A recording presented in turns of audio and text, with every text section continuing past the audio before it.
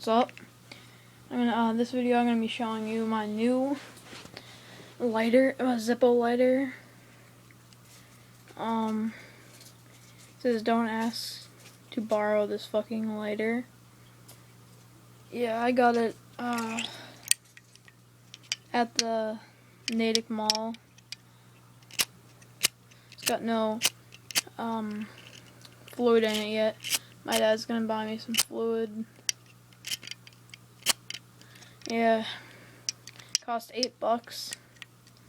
It's pretty good.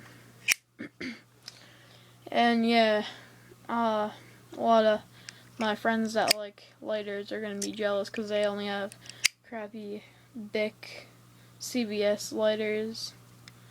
Yeah, I got this because of my dad, because my dad always asked me to borrow my lighters, and now there's a reason for it.